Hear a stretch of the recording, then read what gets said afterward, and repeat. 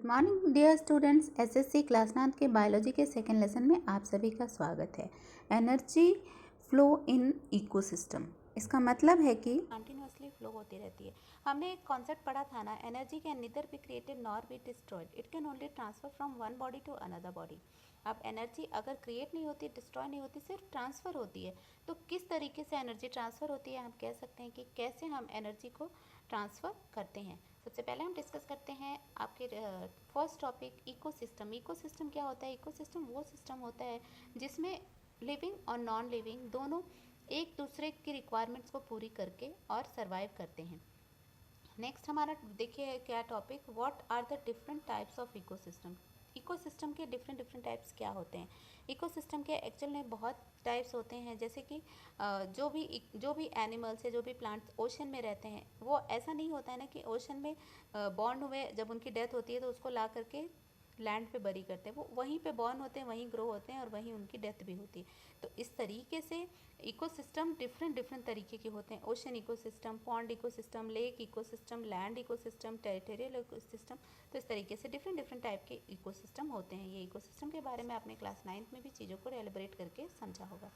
Then देखिए question next आपको क्या पूछता है, how do interaction take place between biotic and abiotic factors of the ecosystem. Ecosystem के बायोटिक और एबायोटिक फैक्टर्स में किस तरीके से इंटरेक्शन होता है। अब बात आती है कि बायोटिक और एबायोटिक होते क्या हैं। देखिए बायो से रिलेटेड है बायोटिक, तो बायो मतलब लिविंग और एबायोटिक का मतलब होता है नॉन लिविंग। तो बायोटिक और एबायोटिक का डायरेक्ट रिलेशन है लिविंग और नॉन लिविंग से, ठीक है। तो किस तरीके से इंटरेक्शन होता है लिविंग और नॉन लिविंग ऑर्गेनिज्म में। एक्चुअल में लिविंग और नॉन लिविंग ऑर्गेनिज्म में इंटरेक्शन होता है, तभी हम सर्वाइव करते हैं। जैसे वी आर लिविंग, तो हमारा क्या इंटरेक्शन नहीं है नॉन लिविंग एबायोटिक फैक्टर से। ऑब्वियसली हमारा एबायोटिक लैंड से जुड़ी हर एक चीज़ से इंटरेक्शन है। तो इस तरीके से इंटरेक्शन टेक प्लेस होता है। हम through out life abiotic things का यूज़ करते रहते हैं और एट द एंड जब डेथ होती है हमारी, उसके बाद भी हमको जो डिकम्पोज किया जाता है, वो उसके बाद भी हमको वो डिकम्पोजिशन जो है वो उसके बाद हम एबायोटिक कंपोनेंट में ही जा कर के मिलते हैं। तो इस तरीके से there is a strong relationship between biotic and abiotic. अब बात आती है energy flow in an ecosystem. Ecosystem में एनर्जी का फ्लो। देखिए इकोसिस्टम में एनर्जी का तो कंटिन्यूसली फ्लो होता रहता है। अब कंटिन्यूसली फ्लो होता रहता है मतलब हमने बहुत छोटे से ही पढ़ा होगा ना, प्रोड्यूसर्स होते हैं, कंज्यूमर्स होते हैं, देन सेपरेटोफस होते हैं, देन डिकम्पोजर्स होते हैं। ये कंटिन्यूसली अपना अपना काम करते रहते हैं और सब एक दूसरे की ज़रूरतों, एक दूसरे के रिक्वायरमेंट्स को पूरा करते हैं। प्रोड्यूसर्स क्या करते हैं? प्रोड्यूसर्स खाना बनाते हैं, खाना प्रोड्यूस करते हैं। प्रोड्यूस करने के बाद प्रोड्यूसर्स के खाना प्रोड्यूस करने के बाद उसको जो है कुछ कंज्यूमर्स कंज्यूम करते हैं, उसके बाद उन कंज्यूमर्स को कोई और कंज्यूम करता है। इस तरीके से कंटिन्यूसली चेन हमारे एनवायरनमेंट में चलती रहती है। इसी को हमको क्या बोला है कि consider various trophic level of the ecosystem around you. अब देखिए हमको क्या सोचना है। देखिए क्या होता है, कुछ प्राइमरी कंज्यूमर्स होते हैं, मतलब जैसे कि हमारे प्रोड्यूसर्स थे, हमारे पास एक पेड़ था, पेड़ को किसने खाया? पेड़ को सबसे पहले ये प्राइमरी कंज्यूमर्स ने खाया, ठीक है। हमारे पास एक प्लांट था, प्लांट को प्राइमरी कंज्यूमर ने खाया, ग्रास हॉपर, स्क्वायरल, इस तरीके से एलिफेंट वगैरह। अब इनको कौन खाता है? इनको खाता है सेकेंडरी कंज्यूमर। सेकेंडरी कंज्यूमर मतलब फ्रॉग, आउल, फॉक्स एक्सेट्रा। फिर उसके बाद इनको कौन खाते हैं? सेकेंडरी कंज्यूमर को इनको खाते हैं एपेक्स और टॉप कंज्यूमर। अब बात आती है इनको एपेक्स क्यों कहा जाता है? इनको एपेक्स इसलिए कहा जाता है क्योंकि टाइगर, लॉयन एक्सेट्रा को कोई नहीं खाता है ना, तो ये वो कंज्यूमर्स हो गए जिनको कोई भी नहीं खाता है, इसलिए इनको हम बोलते हैं टॉप कंज्यूमर्स। तो इस तरीके से सब अपनी अपनी फूड, अपनी अपनी बेसिक रिक्वायरमेंट के लिए क्या है, एक दूसरे पर डिपेंड है। अब ये एनिमल्स इस पे डिपेंड है और ये सब किस पे हैं? प्लांट्स पे डिपेंड है। अब बात आती है ओमनीवोरस की। ओमनीवोरस मतलब जो सब खाते हैं। सब मेरा कहने का मतलब है जो हर्ब्स भी खाते हैं और जो क्या कहते हैं, जो प्रोड्यूसर्स को भी खाते हैं, जो हर्बीवोरस को भी खाते हैं, जो कार्निवोरस को भी खाते हैं, उन्हीं को हम क्या कहते हैं? उनको कहते हैं ओमनीवोरस। उसमें सबसे बड़ा एग्जांपल है हम ह्यूमंस का। हम लोग क्या खाते हैं? हम लोग प्लांट से जुड़ी सारी चीज़ें भी खाते हैं, साथ ही साथ हम लोग नॉन वेजिटेरियंस भी होते हैं बहुत सारे, तो नॉन वेज भी खाते हैं। तो इस तरीके से एक प्रॉपर चेन बनी होती है, खाने के लिए हम एक दूसरे पे डिपेंड करते हैं। तो इट्स नॉट अबाउट खाना। खाना तो हम उसको एक ले मैन की लैंग्वेज में बोलते हैं। What about, it's all about getting energy. तो हम अपनी एनर्जी के लिए अपने जो पहले स्टेज वाले जो भी एनिमल्स होते हैं या जो भी चीज़ें होती हैं उस पर हम डिपेंड करते हैं। तो जितने भी हमारे प्रीडिसेसर्स होते हैं वो हमको क्या करते हैं, हमारी बेसिक नीड को प्रोवाइड करते हैं, मतलब हमको एनर्जी प्रोवाइड करते हैं। अब देखिए नेक्स्ट टॉपिक है आपका food chain and food web. अब आपको एक छोटा सा यहाँ एग्जांपल दिया हुआ है फूड चेन बना करके। देखिए ये प्लांट्स हैं, प्लांट्स क्या कर रहे हैं, सन रेज ले रहे हैं, सन रेज को लेकर के फिर खाना बना रहे हैं। उसके बाद प्लांट को किसने खाया, ग्रास हॉपर ने, ग्रास हॉपर को फ्रॉग ने खाया, फ्रॉग को स्नेक ने खाया, स्नेक को ईगल ने खाया, और जब ईगल की डेथ हुई तो ईगल को डिकम्पोज किया माइक्रो ऑर्गेनिज्म, बैक्टीरिया, फंगी वगैरह ने, और वो जितने भी कार्बन कंपोनेंट्स थे उसको सिंपलेस्ट फॉर्म में ब्रेक डाउन किए, ब्रेक डाउन करके जितनी भी मिट्टी थी उसमें मिला दिए। उसके बाद क्या हुआ, मिट्टी के थ्रू अगेन यहाँ से एनर्जी किसको मिल गई, प्लांट्स को मिल गई, न्यूट्रिशन मिल गया, और प्लांट ने अगेन अपना फूड प्रिपेयर किया। तो देखिए क्या हुआ, एनर्जी क्या हुई, एनर्जी एक लेवल से दूसरे, दूसरे से तीसरे, तीसरे से चौथे, इस तरीके से कंटिन्यूसली ट्रांसफ़र होती रही। एनर्जी कहीं भी ना तो ख़त्म हुई ना, अब क्या इक्वल एनर्जी ट्रांसफ़र होती है, जितना खाना इसने खाया पूरा पूरा एनर्जी इसको दे दिया, क्या इसने पूरा पूरा एनर्जी इसको दे दिया। ये एक बहुत ही इंपॉर्टेंट चीज़ है सोचने वाली। Interaction go on continuously between producer and consumer, तो there is a definite sequence in these interaction which is called food chain. एक सीक्वेंस होता है, मतलब ऐसा नहीं होता है कि जो ग्रास हॉपर्स हैं वो ग्रास हॉपर अचानक से जो है वो ग्रास को खाने को छोड़ करके वो कुछ और खाने लगेंगे, ग्रास हॉपर फ्रॉग को खाना स्टार्ट कर देंगे, और लॉयन जो है वो सीधे आके ग्रास हॉपर को, तो ऐसा नहीं होता है। There is a continuous flow but the sequence they definitely follow. Sequence follow करने का मतलब है वो जो एक सीक्वेंस बना हुआ है कि किसको कौन खाएगा, वो सीक्वेंस लगातार फॉलो किया जाता है। तो आपको यहाँ पे कह रहा है कि an ecosystem consist of many food chain that are interconnected at various levels, thus the food web is form. तो बहुत तरीके के होते हैं, जैसे मान लीजिए कि यहाँ पे ग्रास हॉपर है, ग्रास हॉपर को फ्रॉग खाया, फ्रॉग को स्नेक, एक तो ये साइकिल बनी। हो सकता है ग्रास हॉपर को कोई और खा ले, ग्रास हॉपर को डायरेक्टली स्नेक खा ले, तो उसके बाद क्या होगा, हमारा जो है साइकिल जो है वो थोड़ा चेंज हो जाएगा। तो ये साइकिल लिटिल बिट चेंज होता है, बट ऐसा नहीं है कि यहाँ से डायरेक्टली ईगल इसको खा रहा है, इस तरीके से चेन ब्रेक नहीं होती है। और हर एक चेन में 2-3 मीडिएटर्स होते हैं, मतलब 2-3 ऐसे होते हैं जो कि चीज़ों को कंज्यूम करते हैं। अब देखिए नेक्स्ट क्या कह रहा है, एन ऑर्गेनिज्म में be the pre for many other organism. एक ऑर्गेनिज्म जो होता है ना वो दूसरे का खाना बनता है, प्री मतलब food. For example, an insect feed upon level of various plants, but the same insect is a prey for different animals like frog, lizard, bird, etc. If this is to be shown in the figure, it will form an intricate web instead of linear food chain. Such an intricate network is called food web. इस तरीके से ना लगातार आप कह सकते हैं कि ऐसे ऐसे करके लगातार एक जाल की तरह फॉर्म हो जाता है, उसी को हम क्या कहते हैं, उसी को हम कहते हैं लीनियर फूड चेन। अब देखिए आपको यहाँ पे क्या कह रहा है, make the list of various consumers of the ecosystem around you and classify them according to mode of nutrition. आपको पिक्चर में कुछ दिया हुआ है, आपको इसको न्यूट्रिशन के अकॉर्डिंगली क्लासीफाई करने के लिए और चेन बनाने के लिए बोल रहा है। उसके बाद क्या कह रहा है, is the number of consumer in the food web fixed. बोल रहा है कि कंज्यूमर यहाँ पे किसी की भी प्राइमरी, सेकेंडरी या टॉप की बात हो रही है, क्या उनके नंबर्स फिक्स होते हैं, नंबर उनके इंक्रीज और डिक्रीज होते रहते हैं। ऐसा नहीं होता है, जैसे कि हम रेनी सीजन में देखते हैं बहुत सारे इंसेक्ट्स बढ़ जाते हैं, तो इंसेक्ट्स बढ़ जाते हैं इसका मतलब क्या हुआ, इंसेक्ट्स बढ़ गए, मतलब इंसेक्ट्स का नंबर जो है वो इंक्रीज़ हो गया। उससे क्या हुआ, उसके बाद वाले जो कंज्यूमर्स थे उनको इनफ फूड मिलने लगा, तो हो सकता है कि उनके नंबर्स पे भी कुछ इम्पैक्ट आए। बट ये जो नंबर्स हैं ये कभी भी फिक्स्ड नहीं होती, ये थोड़ा बहुत increase decrease seasons two seasons आप कह सकते हैं कि होते रहते हैं। उसके बाद देखिए नेक्स्ट क्या कह रहा है, what will be the effect on an ecosystem if one type of organism in it forms the food for several different consumers. अगर एक ही टाइप के ऑर्गेनिज्म डिफरेंट कंज्यूमर्स बन जाएंगे, डिफरेंट कंज्यूमर की रिक्वायरमेंट बन जाएंगे, तो सोचिए कितना दिक्कत होगा। अगर मान लीजिए कि सिर्फ और सिर्फ जितने भी तरीके के एनिमल्स, ह्यूमन सब हैं, सब जो हैं वो सिर्फ और सिर्फ फ्रॉग्स को खाना स्टार्ट कर दें, ठीक है, तो उससे क्या होगा कि फ्रॉग की पॉपुलेशन जो है वो एकदम ख़त्म हो जाएगी, एक्सटिंक्ट की सिचुएशन में आ जाएगी, और सभी को खाने की कमी होने लगेगी। नेचुरली ये सिचुएशन अराइज होगी, बट एक सिर्फ ये प्लांट्स होते हैं जो कि ऐसे प्रोड्यूसर्स होते हैं, अगर पूरी दुनिया में सब कुछ सारे लोग अगर सिर्फ और सिर्फ प्लांट्स को ही खाना चालू कर दें, फिर भी प्लांट्स हमेशा अवेलेबल रहेंगे और प्लांट्स सबके फूड को सेटिस्फाई कर सकते हैं। इसको ऐसा एग्जांपल से समझते हैं, जैसे मान लीजिए कि आपने एक चिकन को खाया, ठीक है, आपने एक चिकन को ख़रीदा खाने के लिए, तो चिकन कितना आया, चिकन आपने 1 kg चिकन लेके आए और 1 kg चिकन आपने ला के और उसको आपने खाया। ठीक, अब 1 kg चिकन बड़ा होने में 1 साल में 5 किलो ग्रेन्स अगर खा लेती है, तो आप सोचिए कि वो 5 किलो ग्रेन्स और 1 किलो चिकन तो आप एक दिन में खाएंगे, साथ में आप उसके ग्रेन्स भी लेंगे। लेकिन अगर 5 kg सिर्फ ग्रेन्स होगा तो आप 2 3 4 दिन तक खा सकते हैं।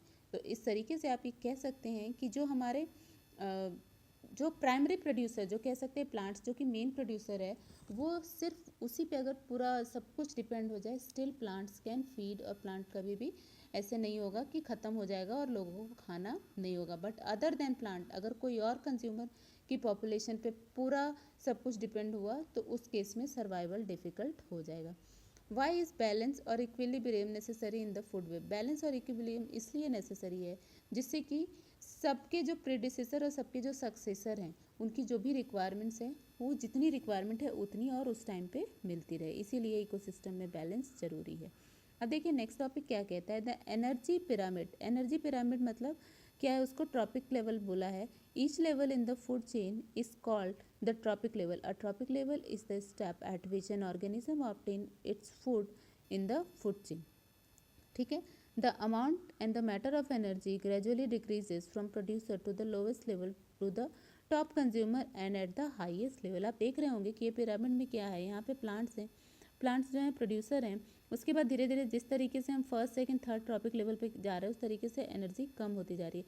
आपको दिख रहा है ना, ये पिरामिड इस तरीके से ट्रायंगल फॉर्म में बना है, मतलब स्टार्टिंग में एनर्जी ज़्यादा थी और धीरे धीरे ऊपर जैसे जैसे जा रहे हैं एनर्जी कम होती जा रही है। अब एनर्जी कम कहाँ हो रही है, बेसिकली ये जो हर्बीवोर्स हैं, यहाँ से अगर एनर्जी लेंगे तो उसके बाद ये क्या करेंगे, कुछ एनर्जी अपने लिए यूज़ करेंगे, अपनी वॉकिंग के लिए, अपने डाइजेशन के लिए।